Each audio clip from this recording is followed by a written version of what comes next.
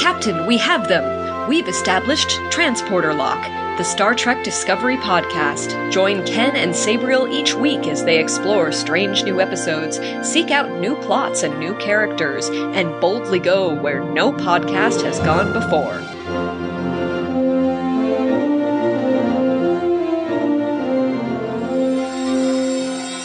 Hello and welcome to Transporter Lock, the Star Trek Discovery podcast that is taking time to talk about Star Trek Picard. I am your hostess with the mostess, Captain Sabriel Maston, and today I am joined once again by Chief Archivist of the Federation Archives, Amanda. Welcome back. Thank you for having me. I'm so glad you're here. I'm so glad I got to talk to you. I just listened to most of last week's episode. I didn't get to finish it, and you were amazing. Thank you. I was so excited that Ken asked me, and then I really wanted to do it again. So when you asked me, I was 100% on board, as it were. Awesome. All right. So today we are talking about episode 3 of season 1, The End is the Beginning. Oh. Interesting title. Yeah. And we'll talk about that maybe in a bit. But first, our super quick recap, which is, I was looking through, I wrote my bullet points, like this is not super quick, but I will try. A lot happened. Yeah, it did. Okay, so we in the beginning, which is the end. No, yeah. The beginning that's the real beginning. Like, yeah, we get a flashback. I know, right? So we see 14 years ago when Picard, the day Picard went all in to try to force Starfleet to help the Romulans. He said, help them or I will resign. And they're like, and they called his bluff and he lost his job. The move also helped Lieutenant Commander Raffi, her career go down in a downward spiral as well. She alluded that she was getting fired, but we'll come to that in a bit. Yeah. Cut back to the present day. Raffi unloads 14 years of rage on Picard for his complete absence in her life since the day he resigned. He convinces her to help him by telling her conspiracy theories about Romulans on Earth are true. I have my cat yelling at me as I do this. She does some research on Bruce Maddox and discovers that he is at a place called Free Cloud. We don't know what that is yet. We'll get back to that. Back at the Daystrom Institute, Director of Starfleet Security Commander O, in sunglasses, asks Dr. Girardi some questions off camera about Picard's visits. We are introduced to Captain Rios, who has a ship of his own, and will soon be pilot for Picard's mission. Back on the Romulan Q, we see Hugh, the Borg rescued back in Next Generation, who later joined Data's brother Lore after being severed from the collective due to his individuality. So many syllables. Hugh is working on the Reclamation Project and grants Soji an opportunity to speak with a former Borg Romulan. Back at the chateau, Picard is making preparations to leave when he and his Romulan friends are attacked by Romulan agents like the ones we saw in the first episode. Almost to the end. Both the Romulan agent at the chateau and the former Borg Romulan on the cube refer to Soji as the Destroyer. Yes. Narek and his sister the Spy almost make out after he tells Soji he's falling in love with her. Dr. Girardi joins the crew and Picard says engage. Yeah. It's a lot. What were your thoughts walking away from this episode about the episode? So I think this episode every episode so far has done a lot.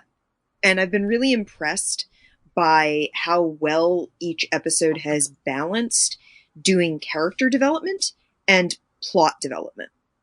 And this is something that I think this show is doing amazingly, is telling us a lot about the characters in a very small amount of time. Because we have a lot of people in this show so far that we've never met before. We know Picard. And we've met Hugh before. But almost everyone else in this show so far is a new character. Raffi's a new character. Laris and Zhaban are new characters. Even the dog is a new character. And yet I feel like I know so much, not necessarily about their histories, but I know who they are. I know some of their motivations.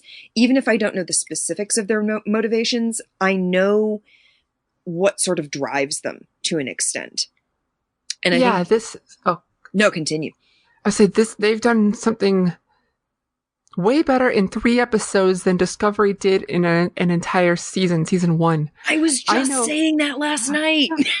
Like, I know the characters by name 3 episodes into Picard, when I still don't know if I could tell you all the crew member or bridge crew of Discovery in 2 seasons. I've been catching up on Discovery. A couple of episodes. We're about 5 episodes into season 2 of Discovery right now, and I am just learning the rest of the bridge crew's names. And I was mentioning this the other night. My husband and I watched Picard with my parents, and my parents got me into Star Trek. So this has been a wonderful opportunity to dive back in with them. And I mentioned how wonderfully this is introducing me to each person and telling me so much about them in a way that Discovery just didn't do. And I'm loving Discovery. I'm really enjoying it. But I don't know anything about Detmer.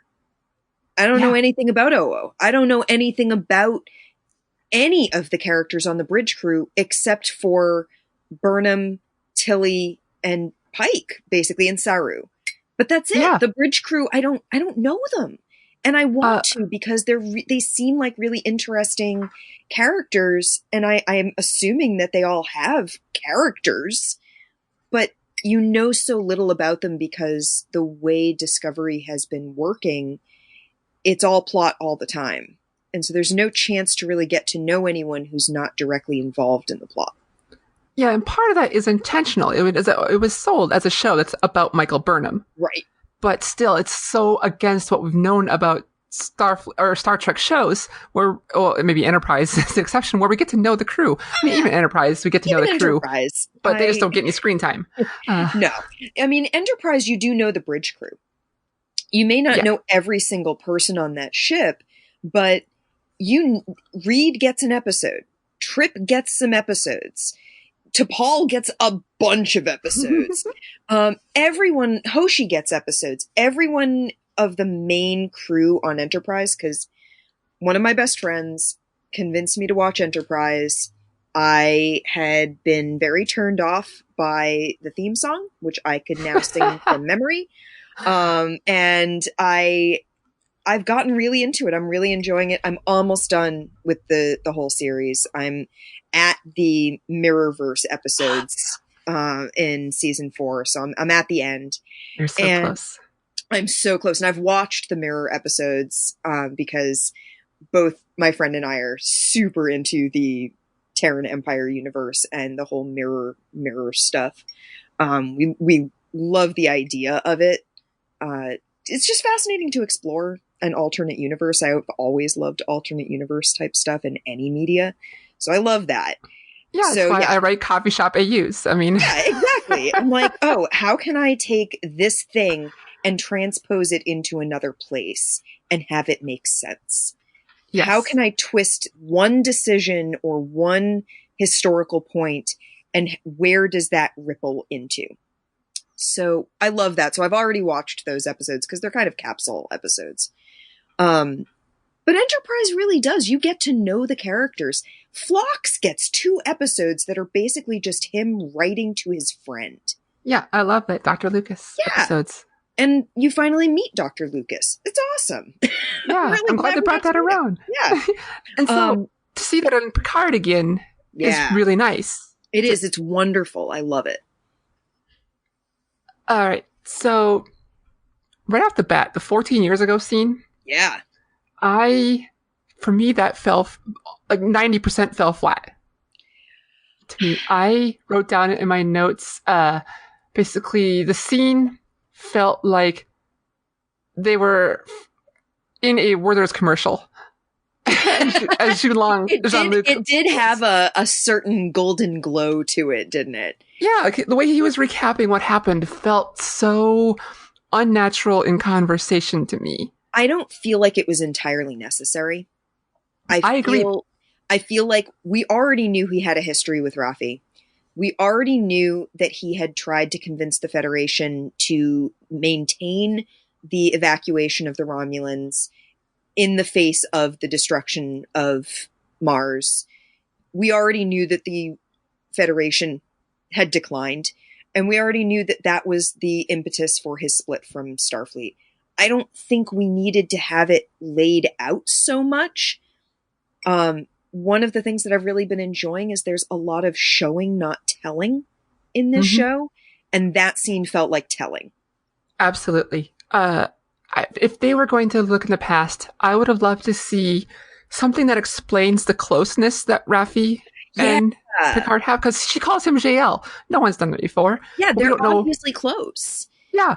And the only thing we got out of this is a possible explanation, a likely explanation of why she's so bitter towards him. She assumes she's getting fired after he resigns. And we don't know if that is the case. We know she lost her security clearance. So even if she didn't get fired from Starfleet, there were definitely consequences.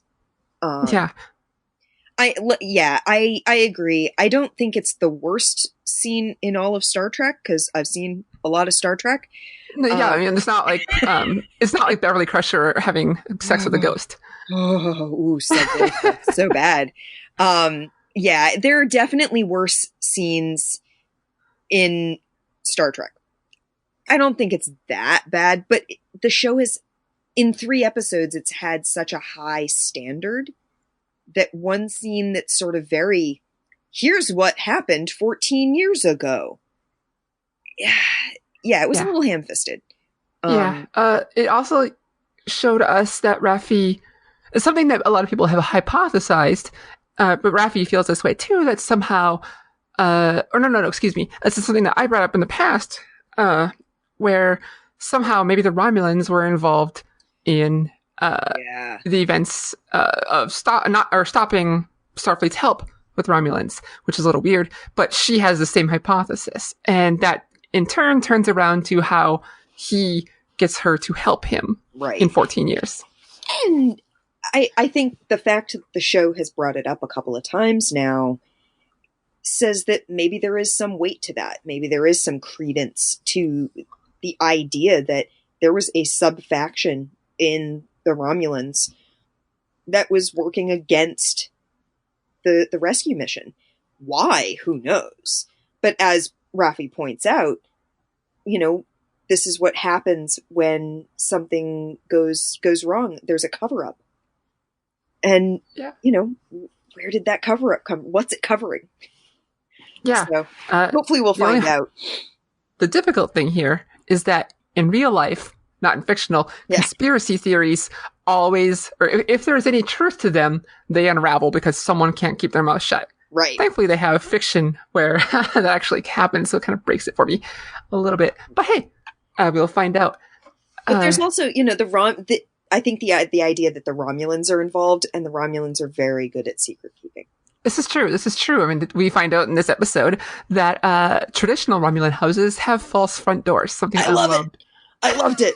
I came out of this episode being so excited about learning some about Romulan culture and Romulan folklore and tradition, which is something we really don't see much in any of the shows.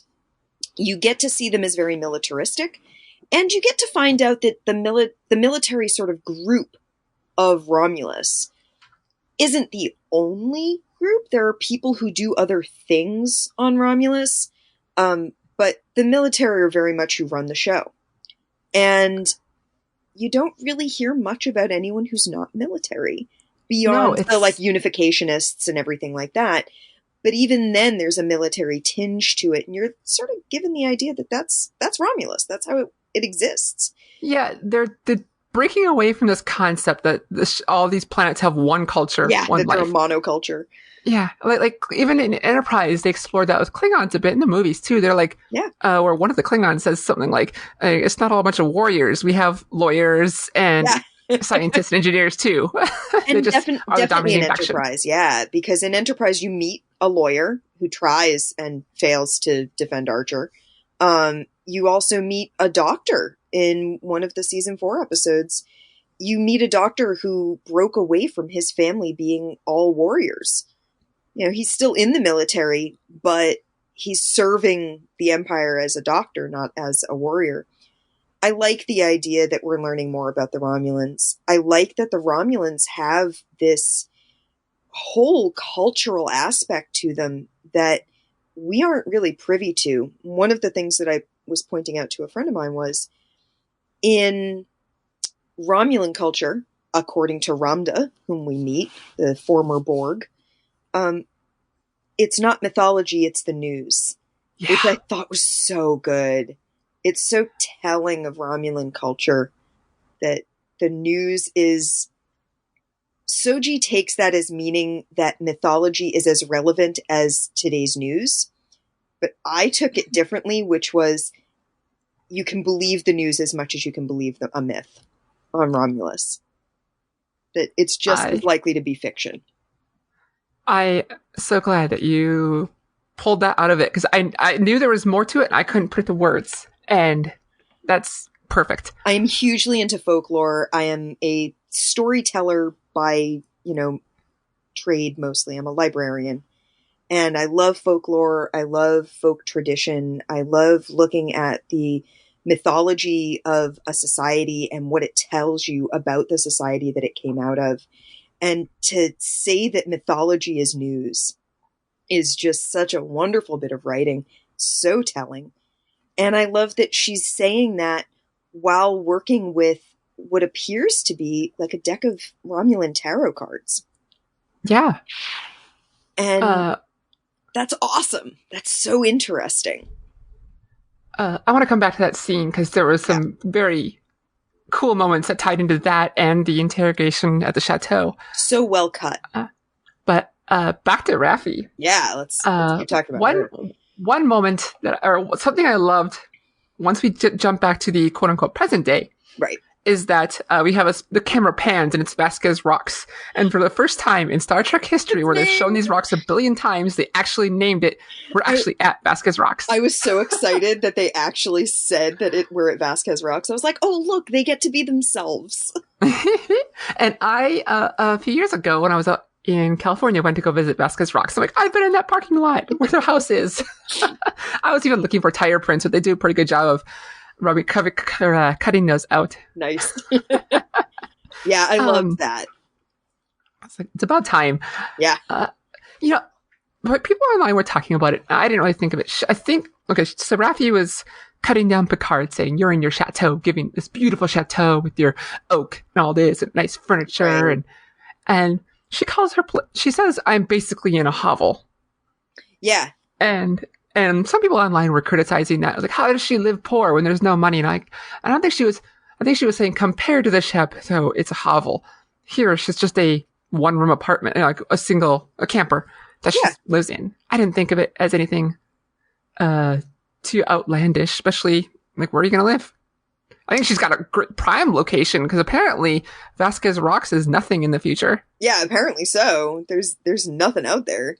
The cultural importance. TV sets. I think it's very much a case of showing that even though money doesn't exist, privilege does.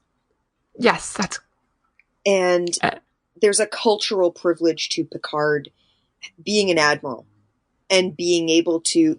It's said in the first couple of episodes, you're not supposed to be able to track him. It takes a security clearance to track where he is.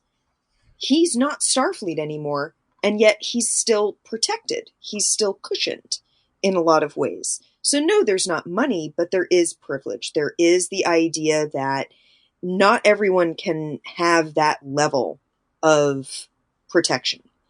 And he even has a security grid on his house. Yes, he does. It's disabled by the Tal Shiar, but it exists. But then money does exist because when he's hiring Rios and Agnes is like, I don't know what this guy costs, but I'll earn my keep. And he says, oh, I cost a lot. So there is money involved, just not necessarily in the official Federation. That doesn't mean you can't still beat someone down by not giving them the opportunity to live where they want to live or get a hold of the things that they want to get a hold of. There are all sorts of ways to enforce poverty and enforce a lack of privilege to people that you don't need to keep appeased. Picard you have to keep appeased because he's a big name figure. And he has her secrets. Yeah, and Rafi, you really don't. She was a conspiracy theorist who got, like, her security clearance revoked. Do you need to keep her appeased? No. Everyone's going to think that she's a crackpot who, is paranoid because she's on drugs. Yeah. So you don't make things available to her. You keep her on the outs. I love when Star Trek explores itself as well. Like for all of Roddenberry's run, Utopia or Star Trek was Earth was a utopia, and Deep Space Nine they started breaking that down. Enterprise they definitely showed it was not a utopia yet. Yeah, and here they're like humans are still humans. We got it pretty good, but we're still humans. Yeah, there's still bad things out there. There are still people who are not as well off as other people, and I think that's important to acknowledge. That, yeah, you don't have to pay to go out and eat, but still, someone's got to cook the food. Mm-hmm. There's a great moment where, oh gosh, I said now I remember all their names. Now I can't off the top of my head. But at the chateau, they're gathering food before Picard leaves. Laris and Javon. Yeah, Javon. He makes this comment about how some of the food, like, let's see a replicator. Yeah, that's right. Recreate this. He went and got some very, very fancy French groceries, which Picard has with him when he gets up to Rios' ship, which I loved. He's got a baguette. So good. Well, I mean, that's another thing about the future. Ken's brought before, and I'm like, why would people do this? So, like, well, there's something to be said. Picard even mentions it in the episode where they find the people from the 90s or 2000s or whatever it was, where he's like, people now they just live to be their best selves. Right. Like, there's something to be said about trying to be an artisan in a craft without a need to make money from it. Some people do like serving people at a restaurant. Some people do like cooking. Right. To them, that gives them pleasure. So, like, it's there's satisfying. there's like no reason why Cisco's would have any hired help. Right. At the in Deep Space Nine. And I think this is something that gets talked about right now in our own current day economy is the gig economy and monetizing everything you do. And that it's important to have something that isn't monetized. And there are a couple of people I follow online. They are very online personalities. They are content creators. They are Twitch streamers. And a couple of them have been very vocal about how, no, tonight I'm doing a thing and I'm not talking about it because it's for me. And I need something that is private. I need something that isn't monetized. And I need something that not only isn't monetized, but that no one's going to pressure me to monetize because they don't know I do it. Yeah, it's... that's important. It's important to have something that you do just because you love doing it, not because you're getting, money out of it. And while that sounds kind of privileged, even someone who needs the money, I think you need to have some part of yourself that isn't for consumption. And I think in an economy where money isn't necessary, you're going to do the things you love because you love them. And if that means someone else gets to partake of it, awesome. But people are still going to make things. People are still going to do those things, even if you can get a computer to replicate it. Yeah, it feels like at this point, you have your basic needs met. You basically feels like you're probably guaranteed a house, a replicator, and a place and that's about it. And then from there, what you do, cool. Yeah. I love the picture of Earth as it is at this point in time, not because I think it's perfect, but because I think it is a more realistic look at things than we're given. And I love Next Generation. I love it so much. It is definitely the Star Trek of my heart. But we don't see much of Earth in Next Generation. We see the ship, and we see what the Federation is like off of Earth. Whereas we don't see much going on Earth, so we don't really get to see what day-to-day life is like for someone who's not in Starfleet. I know that was an intentional decision made to go to Earth as little as possible for the show. Which makes sense, given what the show was doing. Yeah, they're about exploring new worlds, not the ones we've been to. Exactly. But I do like that this show is saying, yeah, that whole time that Picard was out in space, life was going on Earth. There were people here. They're living their lives. They're doing their thing. And I like the idea that, as I said last week, that the Federation has gotten big. It moves slow. It's gotten mired down a bit, which any large bureaucracy would. And I like that we're getting to see that, because I don't want to sort of think the worst of the Federation, because there is an idealism to it, but there is a realism to knowing that big organizations like that, there's always the risk of corruption. People are going to be corruptible. Yeah, they're people, no matter what. I remember in I'm pretty sure it was this one. There was a game I played years ago. It was a offshoot of Starfleet Command called Klingon Academy. Ooh. Where you got to run a Klingon ship through a Klingon campaign in the movie era. We even had Chancellor, what's his butt from Star Trek 6, Gorkon? No. The guy who's like, have you ever read Shakespeare in Klingon? Yeah. Or he's the host of the game in video, and he talks about how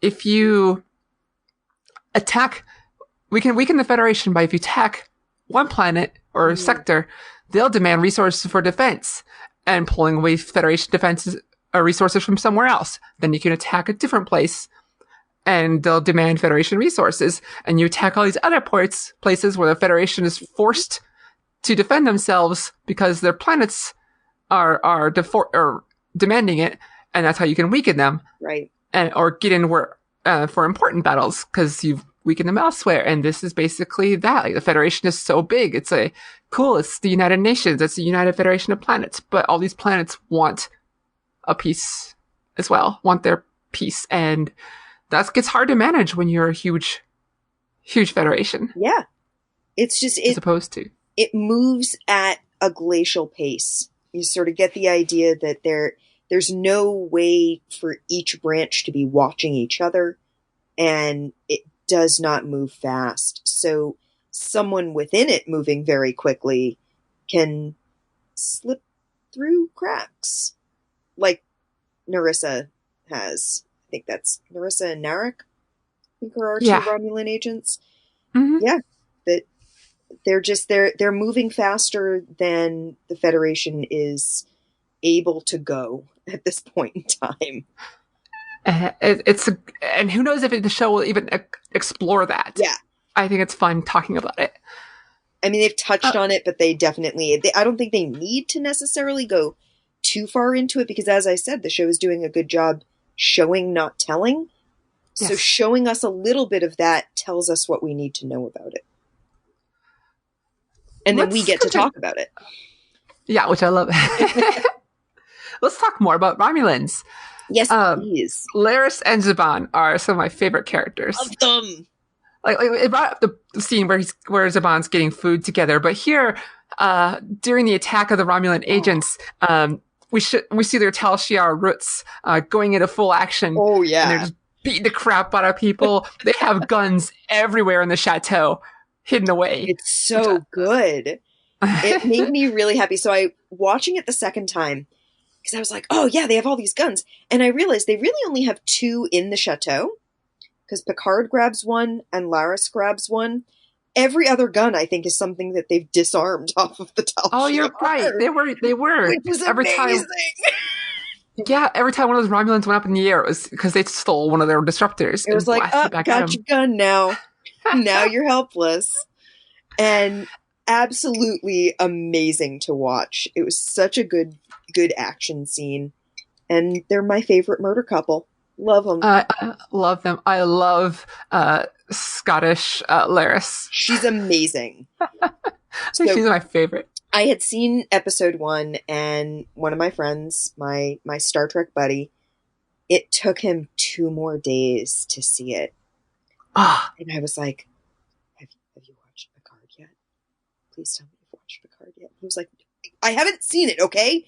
And I was like, there are Romulan. I was like, how much do you want to know? Because I'm not going to spoil you, but like, what do you want to know? And he was like, give me some non-spoilery thoughts.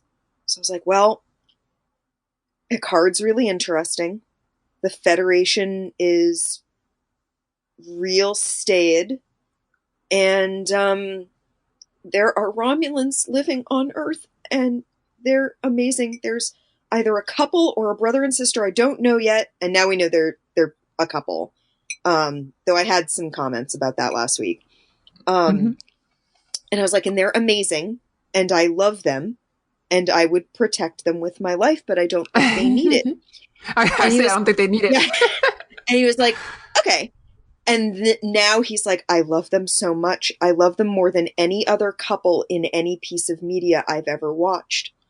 Oh, wow. So, yeah. So he's totally on board now, and I'm totally on board. They're amazing. They're a wonderful couple. I don't know if we will see them again. I'm just envisioning them with number one off having, like, undercover adventures. Number one is like their Scooby-Doo. Yeah, basically. And they're like, let's just go on vacation with number one. And like now they're having their own little adventures together as former spies with their dog sidekick. I want that show. I want that show right now. That would be wonderful. Mr. and Mrs. Smith. Yeah. Well, they captured one of the Romulan agents who attacked. Yeah.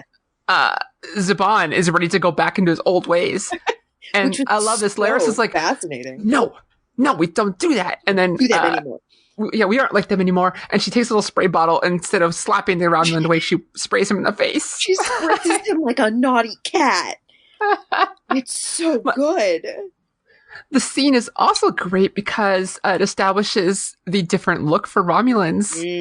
Because when Zhaban is ready to smack the captive, that's right. she hits the captive in the forehead with her finger as well, and she's like stubborn Northerners, like you, which Zhaban is as well. Yeah, and the one who was captive and the Zhaban have forehead ridges, I suppose, and she does not. And so we finally have I didn't really think we needed an answer, but now we have a canon for it. Yeah.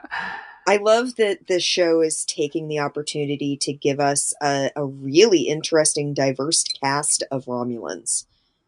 Yeah. We actually have people of color. Yeah. Romulans of color. Several. Which I love it. I love that it's so just matter of fact. It makes me really happy. And I love that they're not all, dark hair in a V. Yeah. Yep. Rhonda's got this curly, mid-brown, reddish blonde hair. And you see all sorts of different Romulans. I love it. I love that it's implied that there's a sort of enforced look for soldiers. And that's not necessarily how all Romulans look. It's a dress code more than anything else. Yeah, it's not too unlike the traditional buzz cut seen in many Earth militaries. Yeah. You will get a bow cut. Because you do see it on a couple of the soldiers that are guarding the former Borg Romulans. Mm-hmm. They do have the V cut and the dark hair, but it's definitely not uniform. It's not the only ones that you see. So I liked that.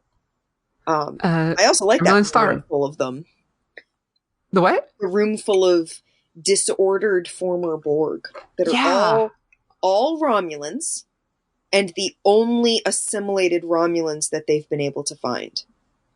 Yeah, that was interesting to find out because our introduction to the Borg was that the Borg have been sucking up Romulan outposts. Yeah.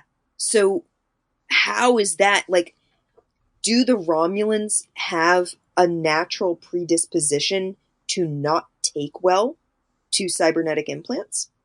Oh, that's an interesting hypothesis. Because we know from Voyager that Borg don't assimilate everyone. They didn't assimilate the Kazon or didn't bother.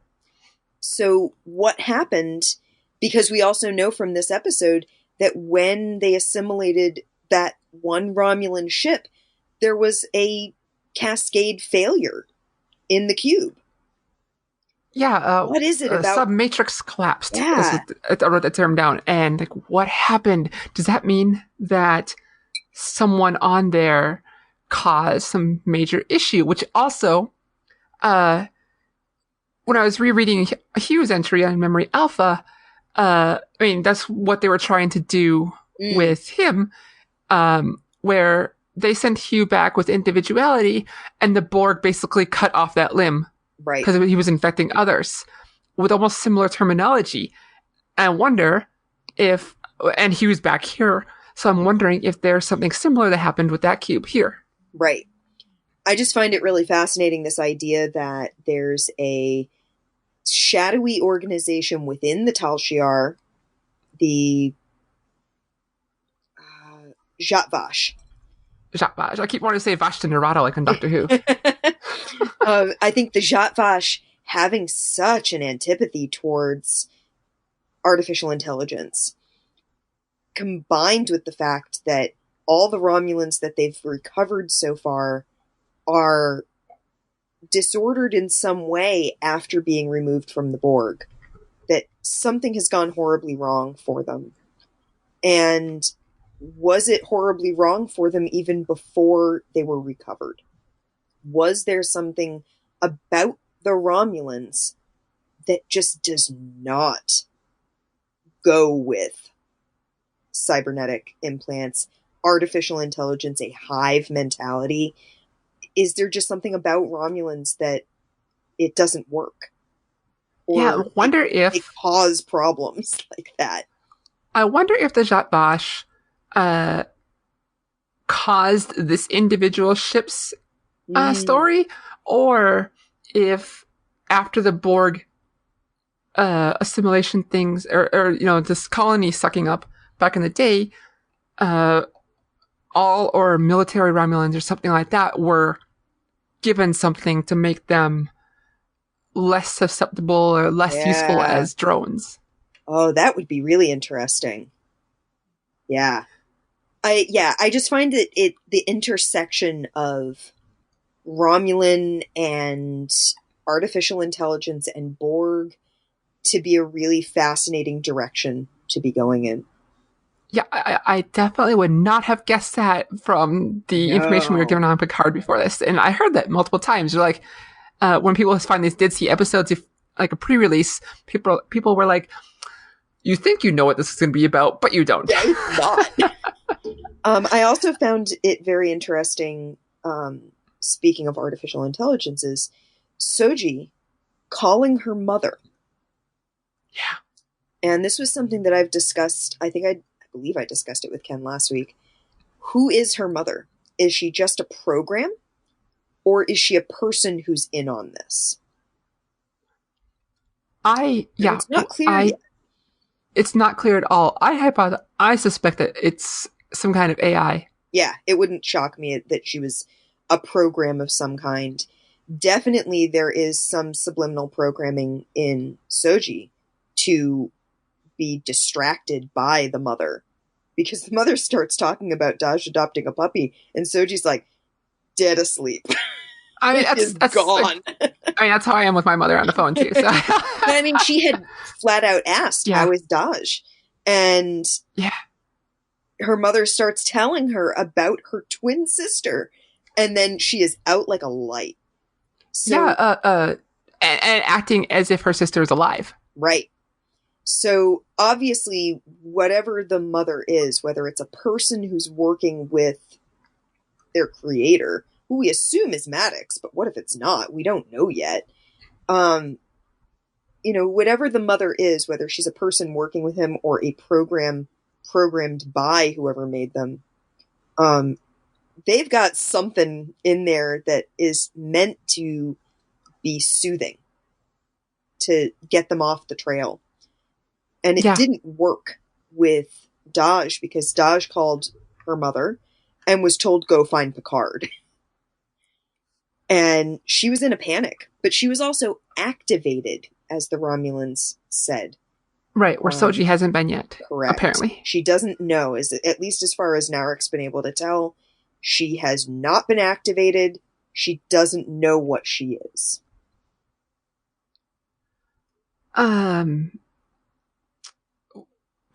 Both during the interrogation of the agent on the chateau and here, Ramda, they both call Soji the Destroyer. Yes. I'm just like, I know who you are. You are Seb Cheneb. You are the Destroyer. And like, man, yeah. Like, we don't know what that means yet. Like, we don't know exactly what the destruction is going to be.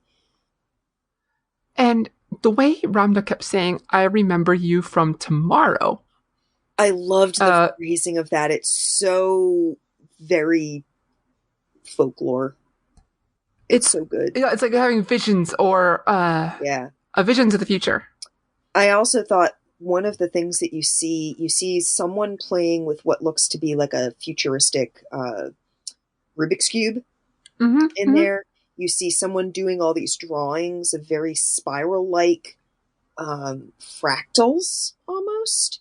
Yeah, and those pictures are all over the wall. And there's definitely a six-pointed one, which immediately, a six-pointed something makes me think of the crystalline entity, which I don't necessarily think is coming in, but it immediately makes me think of like ice crystals and stuff, which is fascinating.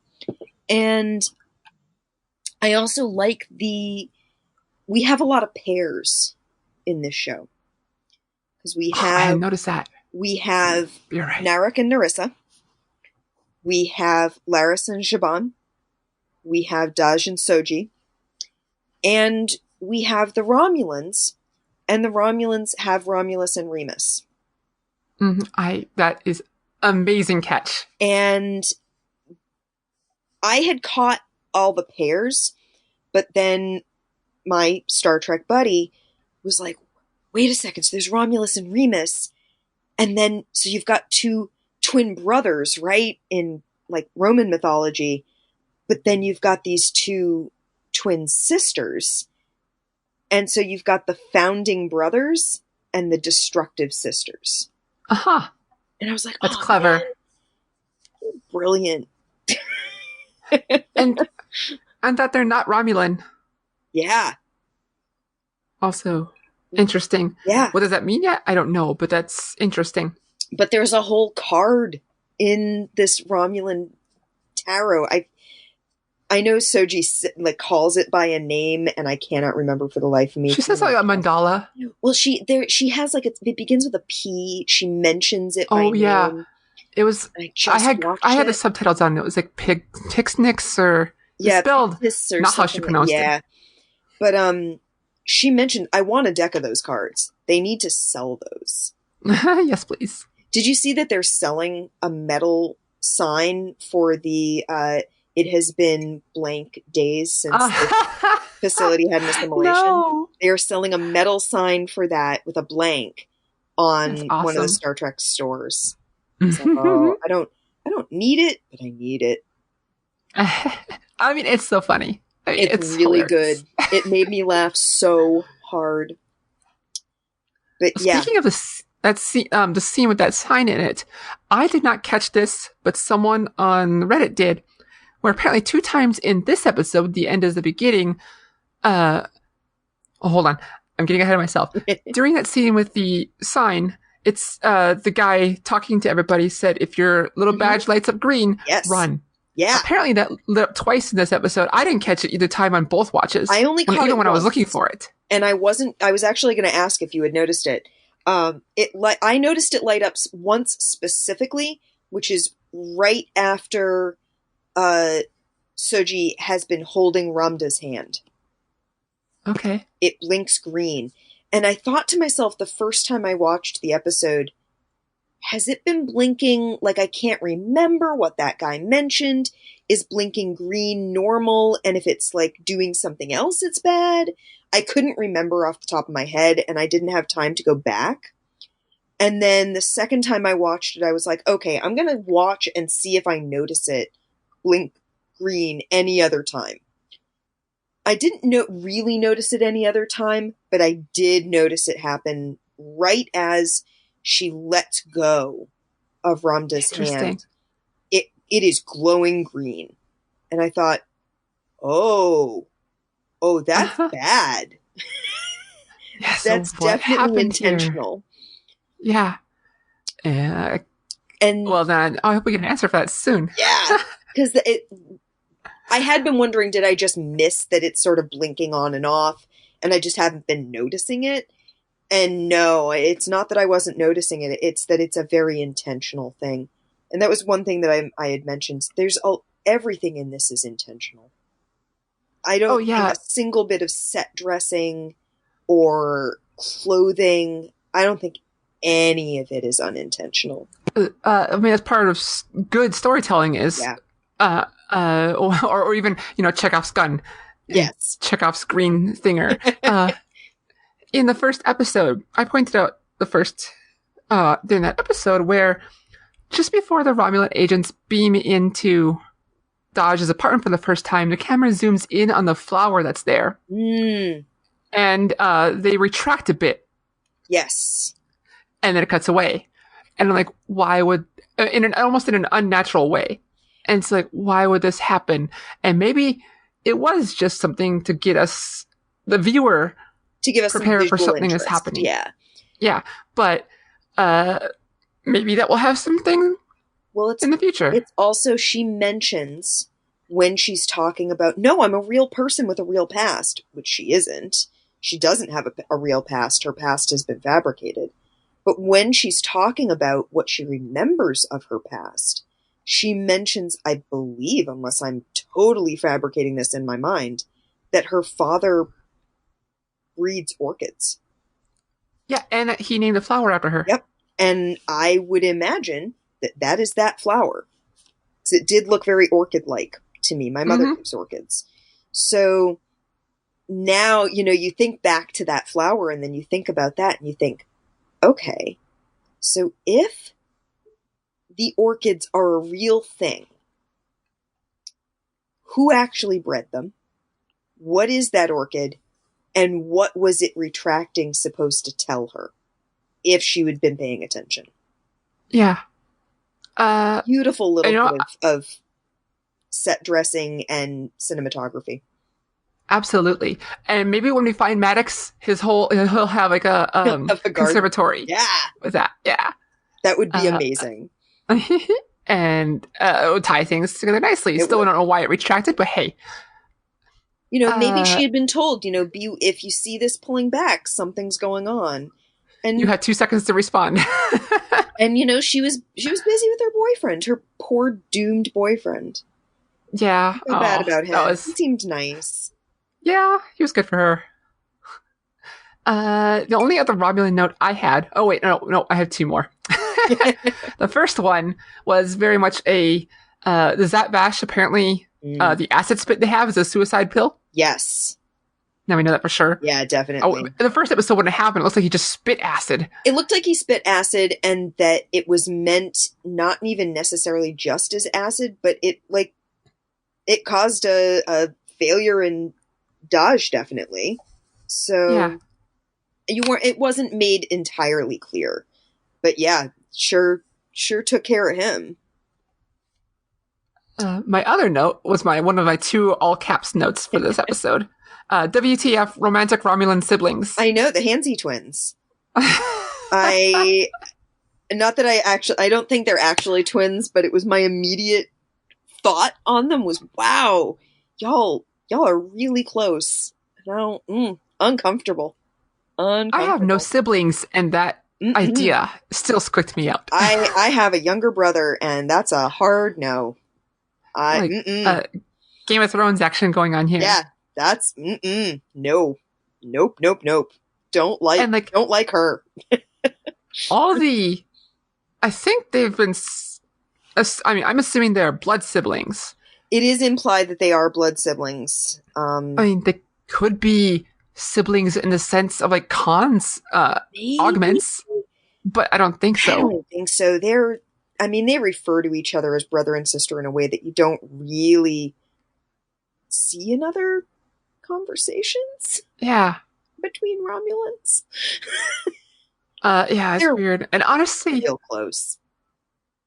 Other than the fact that she was all Nevik's sister was all of a sudden on the ship. The scene didn't really do much for me. It just repeated what we've already known, like your failed plan, sister. And she's like, don't fall in love with Soji after he just told her, I think I'm falling in love with you. So I don't know I think the point of this scene was to have us continue questioning Narek's motives and how truthful he's being at any given point. Because... like a Romulan. Yeah, like a Romulan. I really found the conversation not interesting for itself as for pointing out that now she's there, because she didn't seem to be a hologram this time. No. And her ears are back, as he points out. And she was wearing a like super tight spacesuit. Yes, she was. It looked so. Like I said, I've been catching up on Discovery, and I was like, "Wow, is she Section 31? What's with all the black leather?" So I mean, that's how you know it's a super secret that's how organization. You know she's Section 31, right? Bosh. Yeah.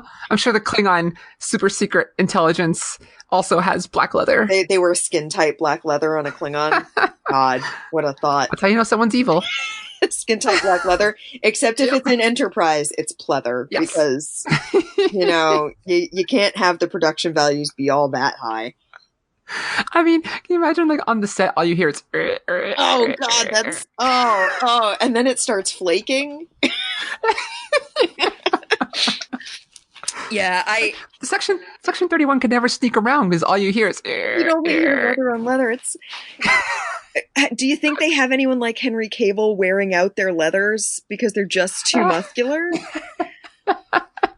If anyone doesn't know, it's a Witcher reference. Yeah. The star of the show was too muscular for his outfit. Yes. He wore out his leather because his muscles were too big. Oh man. So it rubbed against yeah.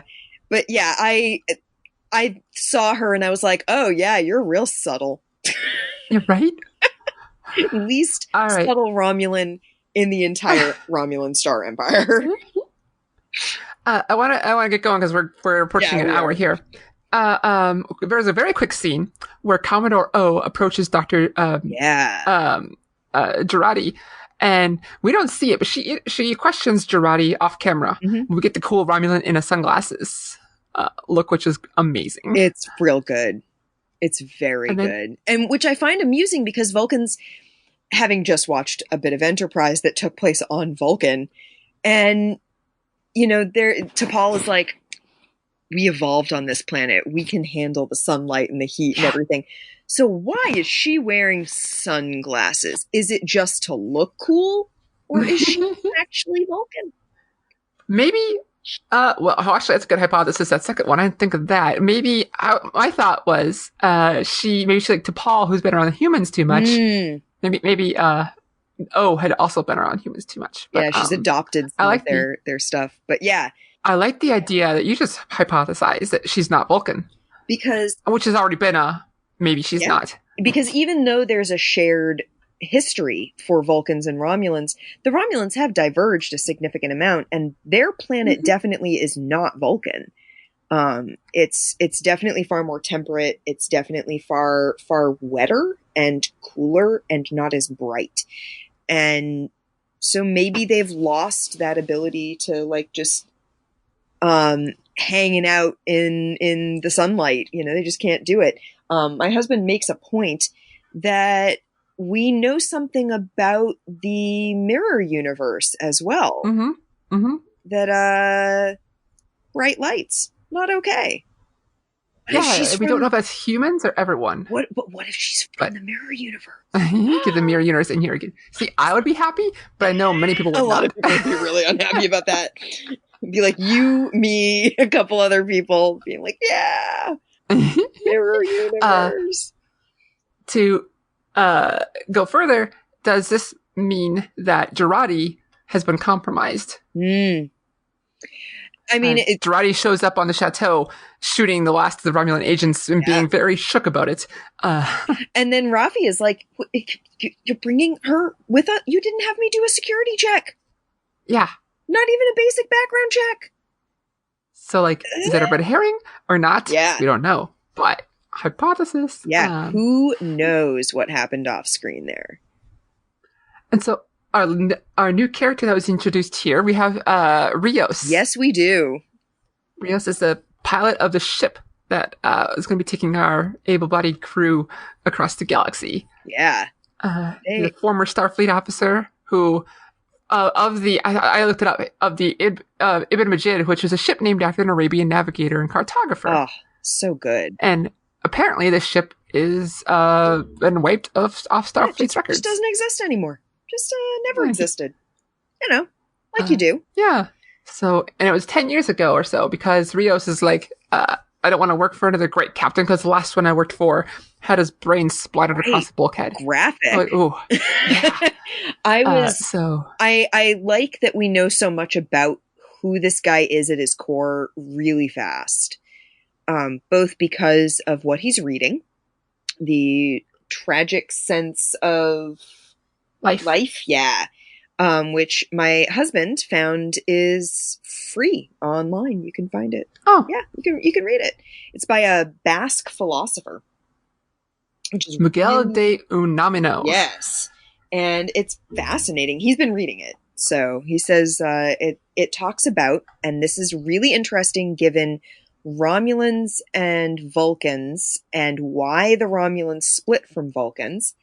It talks about how philosophy that doesn't take emotion into consideration is inherently flawed.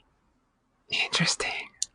So, given that the Romulans split from Vulcans because Vulcans were suppressing their emotions and Romulans were attempting to find a different way of channeling them, because we know that as a core species, they have very strong emotions and that it was very dangerous and that it almost caused the destruction of their whole people. I find that really interesting, especially knowing, and this is something that I was going to say earlier and lost track of, that Vulcan spirituality is very much looked at in a lot of the shows as it's very old and we do it because it's tradition. Whereas it's shown in this show that Romulan spirituality is just very present and current. You don't do it because it's old tradition. You do it because it's part of our culture now, which is a really interesting dichotomy. No, that is, because the Vulcan's more like Buddhist feeling, and Romulans are here in the now. Yeah. I mean, almost I would say like kind of like very Western culture kind of is, at least in America. Yeah, so I find that fascinating. I think definitely the book is a very intentional inclusion. But I also like Rios because Rios apparently has a whole bunch of holograms of himself with different accents and clothing. Yes. Yeah, like his ECH. Yeah. Is which we now apparently is a real thing now, was British. It's so good. And his emergency navigational hologram was Irish. Yes. And also like very invested in Rios working for Picard. Yeah, I love his navigation ones, talking about how great Picard is, and like the speaker to Q, the protector against the Borg, and all so good, and like, you know, representative to the Klingons and so on. And he's so excited about it. He's peeking up over the cover of Rios's book. And so good, but it's him. It's all the same guy. Imagine like having holograms of yourself to help you. Who does that? I don't know if I could do that. Who does that? Who makes all of their emergency holograms themselves? That tells you so much about him. It's like, he wants to be around people so little, others, that he surrounds himself by himself. Yeah. Like, I find it interesting, but he can't be himself. He has to be other versions of himself. Yeah, happy-go-lucky one. Yeah, more business-like and detached one. Yeah. Well, he drinks his life away. I saw his tequila bottle. Yeah. Like that thing, a huge amount was taken out and he had just filled it a little bit ago. And splashing it on his wound, he keeps the wound. Yeah, he wants to feel again. He wants to feel again. I've been to that. I've been there. I never hurt myself, but I've known that feeling of like doing anything. But I think he also wants the proof that he felt. Yeah. Because when the hologram's like, okay, it's time for the dermal regeneration, he's like, no, you leave that scar. I want it there. Like, so there's a very intentional, like, I want to know what I've been through, and I want there to be physical proof of what I've been through. And maybe there's a reflection there to him having that experience with his captain, that there's, like you said, a brokenness to him, but you can't see that brokenness. Whereas a physical scar you can see. You know it. So yeah, he's a fascinating character. I can't wait to see more of him. I can't wait to see more of Raffi. She's awesome so far. I love her. Also, Agnes, little crush on Raffi, maybe? Tiny little crush. Who is this lady? Who's this gal? Yeah. And I was like, oh, Agnes. Oh, look at you. No, I get it. I'm all for more queer representation in Star Trek.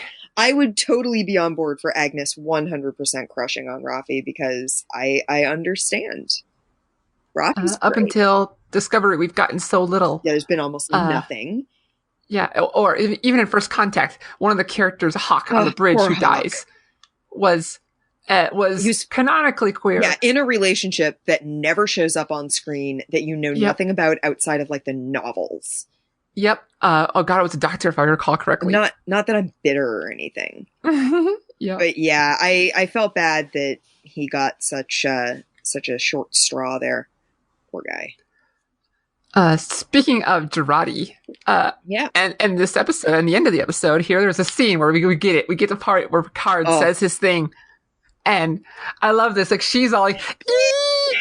And Raffi's like eye rolling. Yeah. So I was saying, you know, you wait for him to say it. He's going to say it. The music is coming. The music's coming. It's happening. The music swells. He says engage. And Raffi's like, yeah, I'm done with this.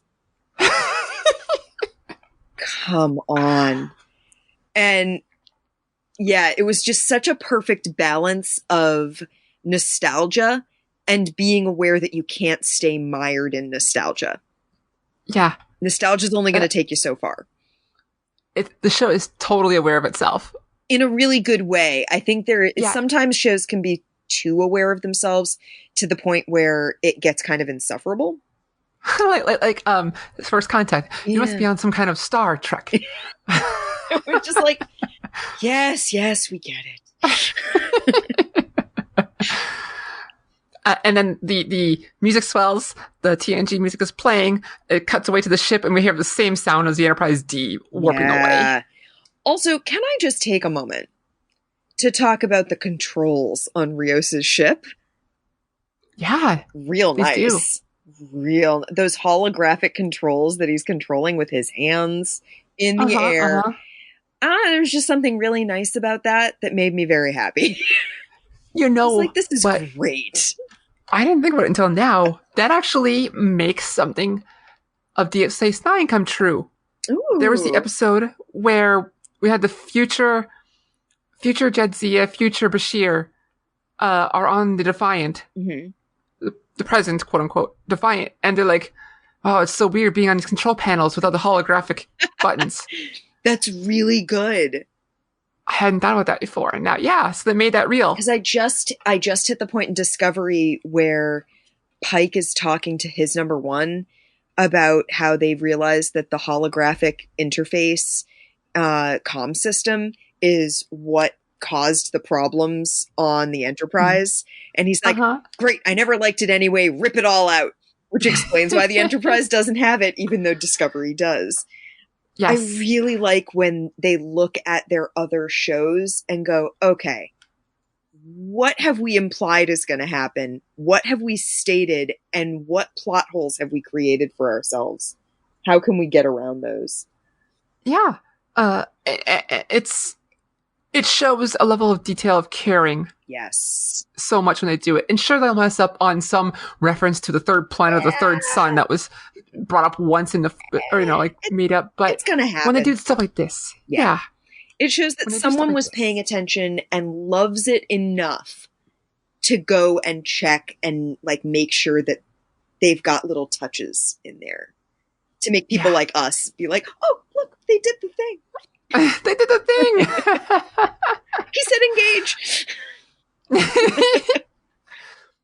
So I have one more note. Okay. They're going to a place called Free Cloud. Yes. To me, that reminded me of Star Trek V. Ooh. The planet Nimbus, Free Cloud, Nimbus, which is a cloud type, 3 for Star Trek V, basically the Mos Eisley of Star Trek. Which would make sense, though I have to say that Free Cloud and the like little dice throwing thing in the graphic when Rafi finds it, I was like, this is the most 90s hacker thing ever. Yes. Like, I have to go watch Hackers right now because of this. Oh, I think I could do that totally. Yeah. I love that movie. It's real. Oh, I love that movie. Hack the Planet. Which is actually a Star Trek connection because why am I drawing a blank on her name? T'Pol. Yeah. Actress. Why? Jolene Blalock. Jolene Blalock modeled some of her T'Pol off of the character in Hackers. Oh my god. By Angelina Jolie. Acid burn? I can see it 100%. See? Star Trek connection. Oh no, that explains why she stands the way she stands. Mm-hmm. Oh god. I'm never going to be able to unsee it. I have to share that. So there you go. Now you have a Star Trek connection. Full circle. Oh, I love Hackers. I still say Hack the Planet. It is one of my favorite movies. So, those are my notes and my thoughts, and we recapped, I think, most of the show, other than the one huge, the other all caps thing I had was everyone in this new crew is broken. Everyone is broken. Except for Girardi, but maybe she is too. We just don't know. Well, I feel like there is a brokenness to her as well, because all of her research got shut down. Yeah, she would be then. Here she is with this, like, you know, she mentions at one point, she's like, yeah, well, I had to get away from my lab, you know. Like, here she is, the foremost expert on a topic no one is allowed to study. So, yeah, she does fit. God, I mean, that's so sad. There's a tragedy to that. Yeah, 15 years pretending you don't have that job anymore. Of just sort of being like, okay, well, it's all theoretical. Good for us. Ugh. Just imagine that your whole life's work just gone because of something happening that you're not even allowed to look into. Yeah. Imagine how that'd be rough. galling that would be for someone like her who's obviously fascinated by it. You know, she's the expert. Obviously, she's got a passion for it. You know, and then Maddox disappears. The whole, you know, all their AIs go rogue. Any that didn't go rogue, they take apart and research is halted. Done. End of story. So yeah, she's definitely got a brokenness to her based in that. You've got Picard, who, you know, he's been nursing his wounded pride, you know. Mm-hmm. And if he does too much space travel, now he's got a cost to this whole mission as well. He's got. I saw someone mention it online that it was the space consumption. You've got the space consumption. Oh no, the space consumption. That is too accurate. You can't go back into space. I'm gonna go back into space. But the space consumption. Yeah, so yeah, there's a medical cost to him going back out there, but he's deemed it necessary. There's one more character I forgot to bring up. I mentioned him. We have Hughes back. Hughes back. I knew that Jonathan Del Arco had been cast. I knew he was involved. It was really exciting to see him. And see him doing well, all things considered. Yeah, and he had the same Hugh affectations. Yeah. The walking around the way he did, and some of the speech patterns, like, wow. The way he holds his head was very familiar. I was like, oh, look, he's doing it. I really like that he's in charge of the reclamation project. Yeah. I thought that was really important for him.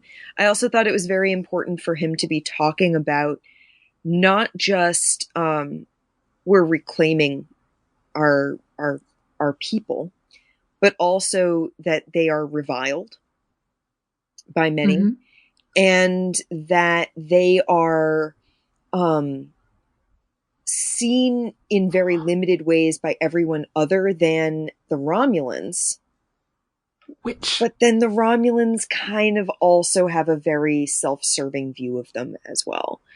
Oh, the Romulans always have a hidden agenda. Which of course they do, because they're Romulans. And that's how they've always been in Star Trek. Now, this is also interesting because the Borg are cybernetic. Yeah. And yet, cybernetics is seen as a bad thing. Right. So what is going on here? But it's the former Borg, it's the reclaimed Borg who have been stripped of their cybernetics that are who the Romulans seem to see as interesting. Yeah, the XBs, as he calls themselves. The XBs, the nameless. Really interesting stuff going on here. There's a very, I don't know, the idea of the nameless is a name, which was said in, I forget, episode 2 it must have been last week's. And that is such a thing out of a folktale. Right? That seems like it's straight out of a myth. And there is a power in names. If you talk about European folklore and the Fae all have pointy ears, and you don't want to tell them your true name. And here's a whole group of people who are nameless. There is so much I could say. If I was going to write a paper on this from a folklore point of view, I could write just chapters on it. I love that. I love that Hugh is back. I love that he's overseeing things. And I love that when Ramda goes a little rogue and grabs a weapon and is holding it on Soji and holding it on herself, that his reaction is, no, she's fine. You shouldn't have let her get a weapon. Yeah, and that means he is in a position where he outranks a lot of the Romulans. Yeah, he's giving orders. Yeah, so fascinating. Yeah. I can't wait to find out more about that. I'm so excited about what this show is doing. I think it's doing things that I hadn't really ever expected to see in Star Trek, and I can't wait. I can't wait for more. I'm here for it, as we say in these days. Yes. All right, is there anything you want to add before we go? No, we talked about the Romulan Tarot. We talked about the Hansey twins. We talked about the holographs. We talked about the murder couple. I think I've hit most of my points. Me too. Oh, there was a reference to a Gorn egg. Yes, I saw that. That's the encryption While they're at Vasquez code. Rocks. It's so good. Yes. I was like, oh, Gorn egg. Perfect. This is where they fought. Yes. I love all the little touches. It's definitely a show that knows that its audience is going to be people who love Star Trek.